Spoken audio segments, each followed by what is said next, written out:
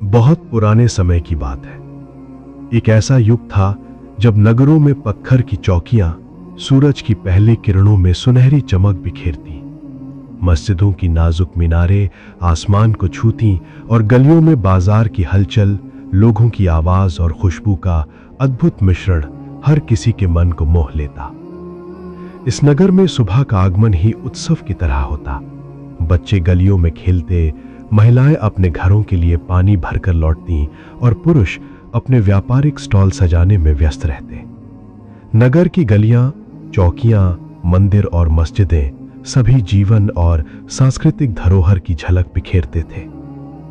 नगर का राजा न्यायप्रिय और दूरदर्शी था। उसके शासन में केवल सख्ती ही नहीं बल्कि समझदारी और दया का भी मिश्रण था। उसका न्याय और फैसलों की ख्याति दूर दूर तक फैल चुकी थी। लोग कहते थे, जहां राजा का आदेश चलता है वहां न केवल कानून बल्कि न्याय भी अपने आप स्थापित हो जाता है। राजा के दरबार में मंत्री जी रहते थे। मंत्री जी न केवल राजा के सबसे भरोसेमंद सलाहकार थे बल्कि नगर के हर विवाद और समस्या का समाधान निकालने वाले बुद्धिमान व्यक्ति भी थे। उनकी तीक्ष्ण बुद्धि, दूरदर्शिता और न्यायप्रियता की गाथाएं नगरवासियों की जबान पर हमेशा रहती थीं। लोग मानते थे कि मंत्री जी किसी मामले में हस्तक्षेप करें तो चाहे वो कितना भी जटिल क्यों ना हो, उसका हल अवश्य निकल आता है। यही कारण था कि राजा साहब अपने फैसलों में मंत्री जी की सलाह को सर्वोपरि रखते थे। नगर में एक व्यापारी भी था जिसे सभी जानते थे और जिसकी चालाकी के किस्से हर गली में गूंजते थे। उसका नाम था हकीम खान। हकीम खान केवल एक व्यवसायी नहीं था। उसकी असली विशेषता उसकी बुद्धि, चालाकी और लोगों को अपनी योजनाओं में फंसाने की कला थी। वो किसी भी कठिन परिस्थिति में भी अपनी सूझबूझ से लाभ कमाना जानता था। शहर के लोग हकीम खान के बारे में कहते थे, हकीम खान का कोई मुकाबला नहीं कर सकता।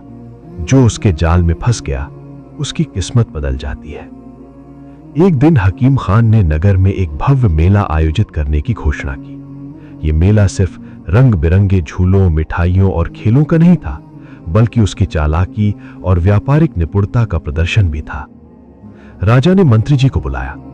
मंत्री जी ने गंभीर स्वर में कहा, राजा साहब, यह व्यापारी बहुत चालाक है।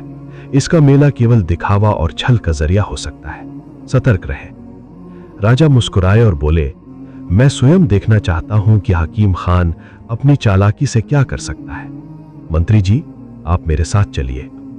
अगले दिन नगर का मेला शुरू हुआ। सड़कें रंग बिरंगी झांकियों और फूलों से सजी थीं। मिठाइयों की खुशबू और मसालों की महक पूरे वातावरण में फैली हुई थी। छोटे बच्चे झूलों पर झूल रहे थे, महिलाएं अपने हाथों में थालियां लिए खड़ी थीं और पुरुष अपने व्यापारिक स्टॉल सजाने में व्यस्त रहते। और तभी हकीम खान ने मेले का सबसे बड़ा आकर्षण प्रस्तुत किया। लोगों के बीच यह अफवाह फैल गई कि जो भी इस लोटे को पाने में सफल होगा उसकी किस्मत हमेशा के लिए बदल जाएगी। लोटा देखने के लिए लोगों की कतारें लग गईं। हर कोई सोच रहा था कि यदि वो लोटा जीत गया तो उसके जीवन में सुख और समृद्धि की बहार आ जाएगी। मंत्री जी ने अपनी तीक्ष्ण दृष्टि से लोटे को देखकर समझ लिया कि ये कोई साधारण लोटा नहीं है। उन्होंने देखा कि लोटे में जटिल यंत्र और छिपी हुई चालें लगी हुई हैं, जिसे केवल हकीम खान ही समझ सकता था।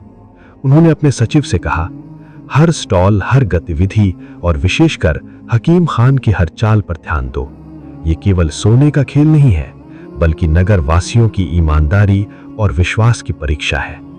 मंत्री जी ने ध्यानपूर्वक मेले का निरीक्षण शुरू किया। लोटा पाने के लिए कई लोग लगातार प्रयास कर रहे थे लेकिन कोई भी सफल नहीं हुआ। कुछ लोग इसे जोर जबरदस्ती से खोलने की कोशिश कर रहे थे, कुछ लोग चालाकी करने की सोच रहे थे, लेकिन लोटा हर बार फिसल जाता या खुद ही बंद हो जाता। हकीम खान हंसते हुए कहता, देखा आपने, केवल चालाक और धैर्यवान ही इसे खोल सकता है। नगरवासी आश्चर्यचकित और हैरान थे। उनमें उत्सुकता और भय दोनों मिश्रित थे। मंत्री जी ने तय किया कि अब स्वयं मेले में जाकर लोटे की चाल को समझना होगा। उन्होंने हकीम खान से कहा, यह लोटा वास्तव में अद्भुत है लेकिन इसका रहस्य केवल तुम्हारे पास नहीं होना चाहिए। यदि मैं इसे खोलूं तो इसका असली मूल्य सामने आएगा। हकीम खान मुस्कुराया और चुनौती स्वीकार की। मंत्री जी, अगर आप इसे खोल पाते हैं तो ये लोटा आपका, लेकिन यदि आप असफल हुए तो ये सीख जाएगा कि चालाकी क्या होती है। मंत्री जी ने लोटे का ध्यानपूर्वक निरीक्षण किया। उन्होंने देखा कि लोटे में कई जटिल यंत्र और छिपी हुई चालें लगी हुई हैं। धीरे धीरे उन्होंने यंत्र की चाल को समझा। उन्होंने अपनी सूझबूझ और धैर्य का उपयोग करते हुए लोटा खोलने की योजना बनाई। मंत्री जी ने आसपास के लोगों को यह संकेत दिया कि वे शांत रहे। किसी भी जल्दबाजी या हड़बड़ी से योजना विफल हो सकती थी। अंततः मंत्री जी ने लोटा खोला। लोटा खुलते ही उसमें असली सोने के सिक्के चमकने लगे, लेकिन मंत्री जी ने लोटा वापस हकीम खान को दे दिया। उन्होंने कहा, हकीम खान, यह सोना तुम्हारी मेहनत और बुद्धि का फल है, लेकिन नगर का विश्वास और ईमानदारी धन से कहीं अधिक मूल्यवान है।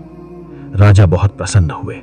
हकीम खान ने भी मंत्री जी की बुद्धिमत्ता को स्वीकार किया और अपनी चालाकी को केवल व्यापार और भलाई में इस्तेमाल करने का निर्णय लिया।